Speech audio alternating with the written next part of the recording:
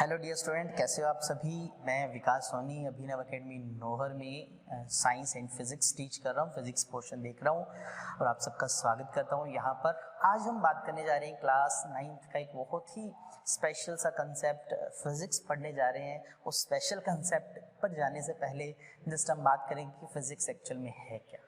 तो चलिए करते हैं स्टार्ट। बेटा अभी तक आपने 8th क्लास में जो पढ़ा था तो शायद आपने देखा होगा कि आपकी एक सिंगल बुक हुआ करती थी जिसको कि साइंस कहा जाता था। क्या कहा जाता था? साइंस। यानी आपने साइंस सब्जेक्ट को पढ़ा था। मैं आपको बताना चाहूँ कि साइंस का एक्चुअल मीनिंग क्या होता है। साइंस का एक्चुअल मीनिंग है जानना, टू नो। किसको? हर एक चीज को। हमारे आसपास जितनी भी चीजें हैं अगर हम उसको जानना चाहते हैं, हम क्या करेंगे? उनसे रिलेटेड कुछ एक्सपेरिमेंट कर सकते हैं, उनको ऑब्जर्व कर सकते हैं, ऑब्जर्वेशन ले सकते हैं, देन हमें उनसे रिलेटेड कुछ नॉलेज गेन होगा और अगर हम उसी नॉलेज का यूज करें अपनी लाइफ में, दैट इज साइंस। यानी कोई चीज जो सीखी आपने उसको आप अप्लाई कर रहे हो अपनी लाइफ पे, अपने आस पड़ोस में, अपने नेचर में अप्लाई कर रहे हो, दैट इज साइंस। उसी को साइंस बोलेंगे। और साइंस जो है उसको हमने अप टू 9th क्लास की मैं बात करता हूँ, +1 2 लेवल पे बात अलग है। अप टू 9th क्लास हमने साइंस पोर्शन को, साइंस सब्जेक्ट को 3 पार्ट्स में डिवाइड कर रखा है। यानी आपकी बुक को हम 3 पोर्शन में डिवाइड कर देंगे। कौन कौन सा? Physics, chemistry and biology. यानी 9th क्लास की बात करूं, अब साइंस सब्जेक्ट नहीं रहा, अब वो 3 छोटे छोटे सब्जेक्ट में बट गया। छोटे भी नहीं है, चलो ये भी बहुत बड़े बड़े हैं। कौन कौन से? Physics, chemistry and biology. Generally हमारी इसी की बात होगी, हम जब पढ़ेंगे बात करेंगे कि ये केमिस्ट्री का पोर्शन है या ये चैप्टर जो है फिजिक्स का है या ये जो बायोलॉजी का पोर्शन है। अब क्या है ये 3 चीजें देखें। फिजिक्स जो पोर्शन है, इस फिजिक्स पोर्शन के अंदर हम बात करेंगे, हम स्टडी करेंगे किसके बेटा? नेचर की एंड नेचुरल फिनोमिना की। नेचर यानी हमारे आसपास की जो ये प्रकृति है वो, और उसमें जितने भी इवेंट्स हो रहे हैं वो सब फिजिक्स के अंदर आते हैं। तो कौन कौन से इवेंट? जैसे sunrise sunset daily fix time पे होता है, अर्थ रोटेट करती है अपने एक्सिस पे भी, सन के राउंड पे भी, डे नाइट बनते हैं, विंटर समर ये सारी सीजन्स आते हैं, सनलाइट आपके पास आती है, आप स्टार्स को देख पाते हो, एयर ब्लो कर रही है, किसी चीज को रखा गर्म थी वो ठंडी होगी थोड़ी देर बाद, या कोई चीज ठंडी थी वो गर्म हो गई। मशीन्स आप देखते हो, व्हीकल्स देखते हो, लाइट आप देखते हो, इलेक्ट्रिसिटी पढ़ते हो, ये सब चीजें हमारे नेचर से रिलेटेड है, नेचुरल फिनोमिना के अंदर आते हैं। इन सब की जो स्टडी है वो किस पोर्शन में आएगी बेटा? वो फिजिक्स पोर्शन में आएगी। और मैं आपको ये फिजिक्स पोर्शन ही पढ़ाने वाला हूँ। और इस फिजिक्स पोर्शन की मैं बात करूँ तो आपके 9th क्लास में कुछ चैप्टर्स हैं जो इससे रिलेटेड है। जैसे मैं शॉर्ट में बता देता हूँ आपको। जैसे सबसे पहले हम एक चैप्टर जिसका नाम मोशन, देखिए पहले नंबर पे नहीं है ये, मैं जस्ट नाम देख रहा हूँ, मोशन चैप्टर पढ़ेंगे। देन हम एक पढ़ेंगे लॉज ऑफ मोशन नाम से भी एक चैप्टर पढ़ेंगे। क्लियर? देन हम बेटा बात करेंगे ग्रेविटेशनल चैप्टर की, ग्रेविटेशन की भी बात करेंगे। और एक हमारा चैप्टर होगा वर्क एनर्जी से रिलेटेड, वर्क एनर्जी से रिलेटेड। तो ये कुछ चैप्टर जो है हमारे 9th की बुक के अंदर फिजिक्स के पोर्शन में। अच्छा, केमिस्ट्री के बारे में भी थोड़ी सी जान लेते हैं। देखिए केमिस्ट्री में एक्चुअली में हम स्टडी करते हैं किसकी? केमिकल्स की, कंपाउंड्स की, उनके स्ट्रक्चर की, उनकी कंपोजिशन कैसी है, वो कैसे बने हैं, जब दो चीजें आपस में रिएक्ट करती हैं, रिएक्ट करने के बाद क्या मिलेगा, कैसे मिलेगा, वो सारी स्टडी जो है वो केमिस्ट्री पोर्शन में आती है। तो जैसे ही आप साइंस बुक को उठाओगे पहला चैप्टर ही देखोगे, मैटर इन आवर सराउंडिंग, हमारे आसपास जो मैटर है उसकी बात होगी, उसकी स्टेट्स की बात होगी, solid, liquid, gas, Bose, Einstein, plasma, ये सब चीजें हम पढ़ेंगे, वो सब केमिस्ट्री के पोर्शन के अंदर आता है। देन बहुत कुछ सीखेंगे आप केमिस्ट्री के पोर्शन के अंदर। देन हम पढ़ेंगे बायोलॉजी का पोर्शन। बायोलॉजी के पोर्शन में हम बात करेंगे सबसे सबसे इंपॉर्टेंट, यानी बायोलॉजी का जो बेस है वो इसी चैप्टर के अंदर आएगा, इसी 9th के सिलेबस में आएगा, जिसको बोलते हैं सेल। 8th क्लास में थोड़ा सा जनरल इंट्रोडक्शन आपने पढ़ा होगा, जिसको कि फंडामेंटल यूनिट ऑफ लाइफ भी कहा जाता है, structural and functional unit of life, जिससे हमारी लाइफ बनी है। हम बने हैं, ऑर्गेनिजम्स बने हैं, सभी के सभी उन सेल्स की बात करेंगे, टिश्यूज की बात करेंगे, ऑर्गेनिजम्स की बात करेंगे, लिविंग ऑर्गेनिजम्स की बात करेंगे, चाहे वो प्लांट्स हैं चाहे वो एनिमल्स हैं, तो उन सब की स्टडी जो है वो बायोलॉजी के अंदर आती है। तो बहुत सारे चैप्टर इंपॉर्टेंट जो है वो भी इसके अंदर आएंगे। यानी आप मान लीजिए 9th जो है वो साइंस का बेस है। यानी अगर आपने आगे बेटा फ्यूचर में सोचा है कि मुझे 9th-10th के बाद IIT JEE नीट का प्रिपरेशन करना है, तो 9th क्लास की साइंस एकदम जो है उसका बेस है। आप ये मानिए कि 9th क्लास की आप साइंस को स्ट्रॉन्ग करते हो तो वो आपको बहुत ज़्यादा काम आने वाली है। और हम यहाँ पर बिल्कुल अच्छे से डिटेल के अंदर हर एक चैप्टर को, हर एक पोर्शन को अच्छे से करेंगे। तो चलिए स्टार्ट करते हैं हमारा फिजिक्स का पोर्शन जो मैंने आपको पढ़ाना है, जिसमें सबसे पहले आज हम बात करेंगे कौन से चैप्टर की, कौन से टॉपिक की, वो है मोशन। तो टॉपिक का नाम है मोशन। क्या है? मोशन।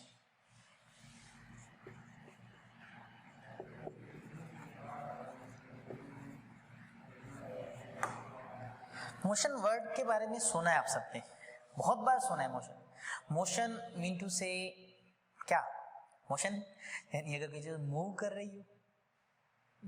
रही हो, इसको डिटेल में समझेंगे कि मोशन का एक्चुअल मीनिंग क्या है। उससे पहले बहुत सारे ढेर सारे एग्जाम्पल जो कि आपके आस पड़ोस में, जिसमें ऑब्जेक्ट्स वो मूव कर रहे हैं।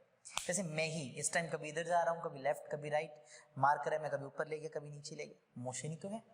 अर्थ रिवॉल्व कर रही है कंटिन्यूसली, किसके अराउंड? सन के अराउंड। अपने एक्सिस पे भी तो वो रिवॉल्व कर रही है। व्हीकल जो होते हैं रोड पे, आजकल तो चलो शांति मिली हुई है, थोड़ा थोड़ा रेस्ट पे, अदरवाइज तो लगातार भीड़ चलती रहती थी, मूव करते रहते थे व्हीकल्स। एरोप्लेन्स का मोशन हो, किसी चीज को नीचे गिराना हो, फ्री फॉल का मोशन हो। इवन अगर मैं यहाँ पर आपको बोलूं कि ये कोई इस तरह से ब्लॉक है, उसको मैंने यहाँ रख दिया, ब्लॉक मान लीजिए एक ईंट समझ लीजिए, ब्रिक समझ लीजिए, उसको एक जगह पे मैंने रख दिया, बोलेंगे सर ये तो रेस्ट पे है। लेकिन इस ब्रिक्स के अंदर अगर हम बात करें, ये ब्रिक्स किससे बना है? ये बना है मेटल से, यानी ये बना है किससे बेटा? एटम से। और एटम में क्या होते हैं? एटम में होता है न्यूक्लियस, और उसके चारों तरफ कौन घूम रहे होते हैं? इलेक्ट्रॉन्स। तो ये इलेक्ट्रॉन्स उसके अंदर रिवॉल्व ही तो कर रहे होते हैं, मूव ही तो कर रहे होते हैं, मोशन में तो होते हैं। यानी आप नेचर की ऐसी कोई भी चीज नहीं बता सकते जो कि मोशन में ना हो, हर एक चीज मूव कर रही है। हाँ, हालांकि कुछ चीजें आपको लगती है कि वो मूव नहीं कर रही, तो उसके लिए भी एक टर्म है जो कि है रेस्ट। क्या है? रेस्ट। और दूसरी टर्म हम कौन सी बात कर रहे हैं? मोशन। तो हमें इन दोनों को समझना है कि रेस्ट क्या है, मोशन क्या है। क्लियर? अच्छा, रेस्ट और मोशन, इन टॉपिक्स को करने से पहले मैं आपको बताना चाहूँ कि हम ये जो टॉपिक पढ़ रहे हैं ये एक्चुअल में किस चीज का पार्ट है। किस चीज का मतलब? फिजिक्स का पार्ट है। फिजिक्स सब्जेक्ट के अंदर आता है। फिजिक्स सब्जेक्ट के अंदर भी छोटे छोटे काफी पार्ट्स हैं, काफी ब्रांचेस हैं। अगर मैं आपको बोलूं कि जो ये फिजिक्स सब्जेक्ट है, इस फिजिक्स सब्जेक्ट के अंदर भी छोटी छोटी बहुत सारी ब्रांचेस हैं, बहुत सारे पार्ट्स हैं। जैसे ऑप्टिक्स की मैं बात करूं, उसमें लाइट या उससे रिलेटेड स्टडी है। एक्वेस्टिक या साउंड की बात करूं तो साउंड रिलेटेड स्टडी है। थर्मोडायनेमिक्स की बात करूं तो हीट से रिलेटेड स्टडी है। करंट इलेक्ट्रिसिटी की बात की जाए तो उसमें करंट से रिलेटेड, इलेक्ट्रिक करंट से रिलेटेड स्टडी है। तो वैसे ही मोशन से रिलेटेड स्टडी के लिए भी तो कोई ब्रांच होगी, तो उस ब्रांच को कहा जाता है मैकेनिक्स। क्या कहा जाता है? मैकेनिक्स। तो मैकेनिक्स एक्चुअल में क्या है? मैकेनिक्स एक्चुअल में फिजिक्स का एक ब्रांच है, जिस ब्रांच के अंदर हम स्टडी करते हैं किसकी? ऑब्जेक्ट्स की, मटेरियल्स की, जो कि क्या कर रहे हो? जो कि मोशन में हो। मैकेनिक वर्ड इसी से आया है। मैकेनिक कौन से होते हैं? जिससे आप व्हीकल्स, या आपके पास बाइक है, आपके पास कार है, आपके पास बाइसिकल है, आप उसको रिपेयर करवाते हो, उसको मैकेनिक कहा जाता है। क्यों? क्योंकि वो मैकेनिक्स के फील्ड से है। क्लियर? तो मैकेनिक्स क्या हुआ, मैं यहाँ लिख देता हूं। क्या है mechanics? It is the branch of physics. Physics का एक छोटा सब्जेक्ट है, branch of physics in which we will study about objects in motion। अगर ऑब्जेक्ट मूव कर रहे हैं और हम उनकी स्टडी करें, वो सब मैकेनिक्स में आएगा। अर्थ मूव कर रही है, उसकी स्टडी इसके अंदर है, चाहे वो अपना एक्सिस हो, चाहे वो सन के राउंड हो।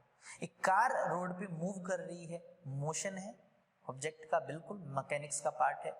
टायर मूव कर रहे हैं बाइक के या बाइसिकल के, इसी का पार्ट है। इसको मैंने ड्रॉप किया, ये नीचे गिरा, मूव किया, मोशन इसी का पार्ट है। यानी मोशन से रिलेटेड जितनी भी जो टर्म्स हैं वो सब मैकेनिक्स के अंदर आते हैं। किसके अंदर आते हैं? मैकेनिक्स।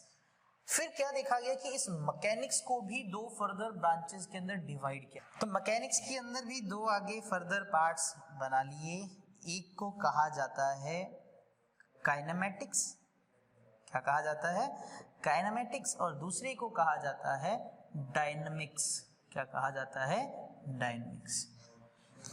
ठीक है, देखिए बेसिक चीजों की बात कर रहा हूं, अभी हम हाई लेवल पे नहीं पहुंचे, अभी हम चैप्टर की स्टार्टिंग में नहीं पहुंचे, जस्ट बेसिक बता रहा हूं कि मैकेनिक्स पोर्शन को हमें पढ़ना है, हमें पता तो होना चाहिए ना किस चीज को पढ़ रहे हैं। मैकेनिक्स के अंदर भी दो ब्रांचेस है, काइनेमेटिक्स भी है, डायनामिक्स भी है।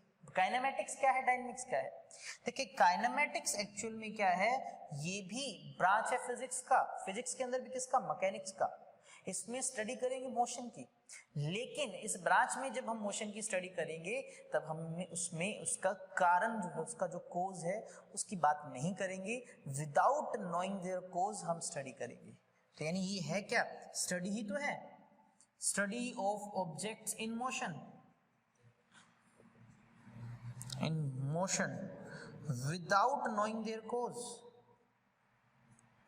Without knowing their cause. हम उसके कारण की बात नहीं करेंगे कि मोशन क्यों हो रहा है। यानी अगर मैं आपको बोलूं कि जब मैंने इस मार्कर को ड्रॉप किया नीचे गिरा, आपको पता है नीचे गिरेगा, क्यों गिरेगा आपको पता है, अर्थ इसको अट्रैक्ट करती है। लेकिन जब हम ये बात करेंगे कि कौन अट्रैक्ट कर रहा है, क्यों कर रहा है, उसकी बात नहीं करेंगे, जस्ट मोशन की बात करेंगे। यहां था, नीचे गया, क्यों गया उसकी बात ना हो, सिर्फ हम उसके मोशन की बात करें, कोज की बात ना करें। एक ढलान पर मैंने एक बॉल को रखा, वो नीचे गिरी, कितनी स्पीड से नीचे आई, स्टार्टिंग में कहाँ थी, अब कहाँ है, कितना टाइम लगा, इन सब की बातें तो कर ली, लेकिन ये नहीं की कि वो नीचे क्यों आई, किसने फोर्स लगाया, टेढ़ा ही नीचे क्यों आई। उन सब की अगर बातें हम एक बार साइड में रख दें, वो ना करें, जस्ट उसके मोशन की बात हो, तब उस ब्रांच को हम काइनेमेटिक्स बोलते हैं। क्या बोलते हैं बेटा? काइनेमेटिक्स। तो डायनामिक्स क्या हुआ? क्या आप गेस कर सकते हैं डायनामिक्स क्या हुआ? तो शायद डायनामिक्स फिजिक्स का, मैकेनिक्स का वो पार्ट है जिसके अंदर हम मोशन की स्टडी करें, साथ ही साथ हम ये भी जाने कि ये जो मोशन है ये एक्चुअल में क्यों हो रहा है, कौन रिस्पॉन्सिबल है उस मोशन के लिए। क्या सब्जेक्ट पे कोई फोर्स लग रहा है, क्या कोई चीज उसको मूव करवा रही है? अगर ये नीचे गिर रहा है तो कुछ तो होगा जो उसको नीचे खींच रहा है। एक बॉल को ढलान पे रखा, वो नीचे स्लाइड की, क्यों? कुछ तो उस पे लग रहा होगा। अगर हम मोशन के साथ साथ उसके कोज को भी जाने तो स्टडी को क्या बोलेंगे? डायनामिक्स। तो क्या लिख सकते हैं? Study of objects in motion with knowing their cause. ठीक है, उसका कारण भी। और ये जो चैप्टर है हमारा मोशन, जो मैं आपको बता रहा हूँ, ये जो 9th क्लास का जो चैप्टर मोशन पढ़ रहे हैं, हम इस चैप्टर में सिर्फ बात करेंगे काइनेमेटिक्स वाले पोर्शन की। हम इसमें सिर्फ मोशन की स्टडी करेंगे, कैसा होता है, क्यों होता है, कारण नहीं पढ़ेंगे। यानी ये जो काइनेमेटिक्स हम पढ़ लेंगे, डायनामिक्स का पार्ट नहीं करेंगे। हाँ, लेकिन उससे बाद के जो चैप्टर्स हैं कुछ, जिनमें फोर्स का कंसेप्ट आएगा, ग्रेविटेशनल फोर्स का होगा, वर्क वाला कंसेप्ट आएगा, उनमें हम कोज को भी पढ़ेंगे, देन वो डायनामिक्स का पोर्शन है। यानी ये जो चैप्टर है हमारा मोशन का, ये मैकेनिक्स के अंदर भी काइनेमेटिक्स का पार्ट है। किसका पार्ट है? काइनेमेटिक्स का। चलिए अब इसके बाद रेस्ट और मोशन को समझते हैं कि रेस्ट का एक्चुअल मीनिंग क्या है, मोशन का एक्चुअल मीनिंग क्या है। इसको समझते हैं एक एग्जांपल से। तो मैंने क्या किया, एक मान लीजिए ये आपके पास बस है। क्या है? एक बस। ठीक है, ये बस की सीट है जहां पर ड्राइवर साहब जी बैठे। आपको लगे सर सीट पे खड़े हैं, लेकिन मान लीजिए बैठे हैं। ठीक है, ये मैंने टायर बना दिया जैसे भी है। ये मान लीजिए रोड है, जिस रोड पे ये बस मूव कर रही है, उस तरफ मूव कर रही है। ठीक है, मोशन के अंदर है, ध्यान देना। और इस बस में 2 सीट और हैं सिर्फ, यानी ड्राइवर के अलावा 2 लोग और बैठते हैं। तो यहाँ पर मैंने बिठा दिया एक पर्सन जिसका नाम मान लीजिए है चिंकी। क्या है? चिंकी। ठीक है, यहाँ पर भी एक पर्सन है जिसका नाम है मिंकी। क्या नाम है? मिंकी। ठीक है। अच्छा, और ये जो सड़क है इसके इस तरफ बाहर की तरफ एक टेबल रखा हुआ है और उस टेबल पे भी एक पर्सन बैठा है और उसका नाम है पिंकी। ठीक है, तो 3 पर्सन बना दिए मैंने, चिंकी, मिंकी और पिंकी। समझे इस एग्जांपल को? अब क्या कर रहा है, ये बस मूव कर रही है, इस रोड पे उस तरफ जा रही है, लेकिन ये टेबल एज इट इज पड़ा है और उस पे पिंकी आराम से बैठी हुई है। अब आपको कहा जाए कि मिंकी, ध्यान देना, मिंकी जब चिंकी को देखता है, मिंकी जब चिंकी को देखता है, तो मान लीजिए उसकी घड़ी में टाइम है 10 बजे का, तो बस में बैठा है 10 बजे, ठीक देखता है कि जो चिंकी है उसके आगे बैठी है। 1 मिनट का टाइम हुआ, बस तो कंटिन्यूसली चल रही है। 1 मिनट बाद देखते हैं कि जो चिंकी है अभी भी उसके आगे बैठी है, उतनी ही दूर, यहां पर जैसे उसकी सीट है उससे जैसे ये अगली सीट है। कुछ देर बाद फिर देखते हैं अभी भी वो वही है चिंकी। यानी अगर आप मिंकी हो, यानी आप अपने आप को मिंकी समझो, तो आपके according Chinki as it is वही है, वो मूव नहीं कर रही, वो आपके अकॉर्डिंग बोलोगे कि सर इसकी पोजीशन में कोई चेंज नहीं आ रहा।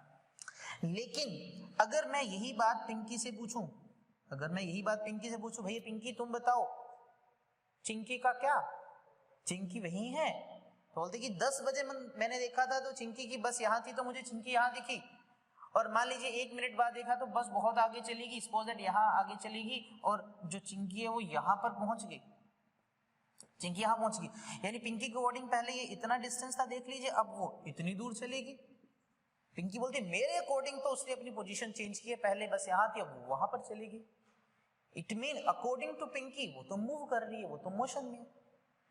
तो फिर चिंकी की एक्चुअल पोजीशन क्या है, चिंकी एक्चुअल में क्या है, क्या वो रेस्ट पे है, क्या वो मोशन में है, क्या वो रुकी हुई है, क्या वो मूव कर रही है। यानी रेस्ट या जो मोशन का जो कंसेप्ट है वो इंटरमिक्स है। हम एक्चुअल में बता ही नहीं सकते कि कौन रेस्ट पे है कौन मोशन में है। अगर मुझे रेस्ट और मोशन का बताना है तो मुझे एक स्पेशल पॉइंट कंसीडर करना पड़ेगा, एक स्पेशल चीज कंसीडर करनी पड़ेगी जिसको कहा जाता है सराउंडिंग या फिर रेफरेंस पॉइंट। अगर मैंने बात की कि चिंकी रेस्ट पे है तो वो अकॉर्डिंग टू मिंकी था, अगर मैंने बोला चिंकी मोशन में है तो वो अकॉर्डिंग टू पिंकी था।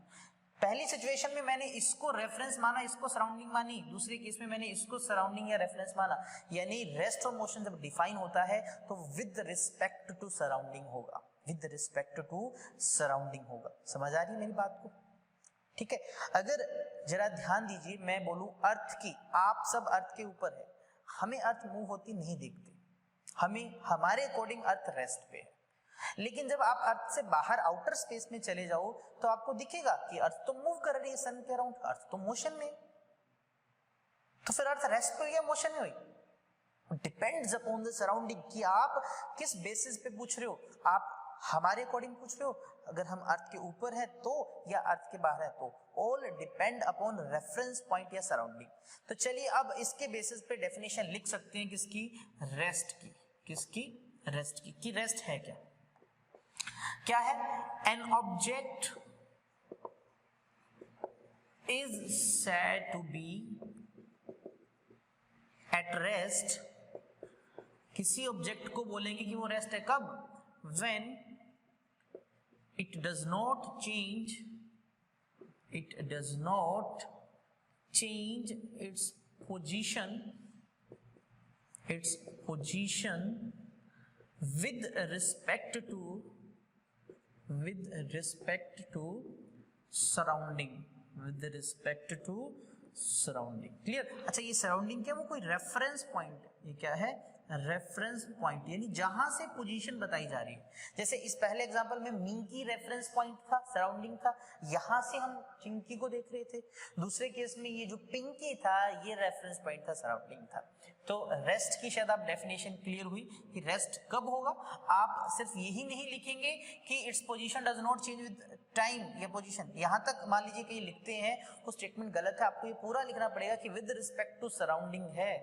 टाइम भी तो चलो पास हो रहे हैं, वो भी है। ठीक है, तो एग्जाम्पल में क्या कोई चीज ऐसी है जो एग्जैक्टली रेस्ट पे? तो भैया नहीं, कोई भी ऐसी चीज नहीं है जो एब्सोल्युटली रेस्ट पे हो। No object is at absolutely rest. कोई रेस्ट पे नहीं। फिर भी कुछ एग्जांपल है, जैसे मैं बोलूं कि मेरा जो पेन या मेरी जो बुक है वो टेबल पे पड़ी है और मैं यहां पर बैठा हूं, मैं देख रहा हूं, तो मेरे अकॉर्डिंग तो वो रेस्ट पे, मेरे रेफरेंस के अकॉर्डिंग रेस्ट पे, ठीक है। तो क्या लिख सकते हो, बुक ऑन टेबल। जैसे कोई और लिख सकते हैं, जैसे dustbin on floor, dustbin on floor, ठीक है। तो ये कुछ एग्जांपल्स हैं, आप लिख सकते हो किसके, रेस्ट के। चलिए अब बात करते हैं मोशन की। मोशन, तो मोशन भी समझ गए होंगे क्या होना चाहिए मोशन। जैसे रेस्ट को डिफाइन किया वैसे मोशन को डिफाइन कर दें। क्या, N object is said to be in motion if it changes its position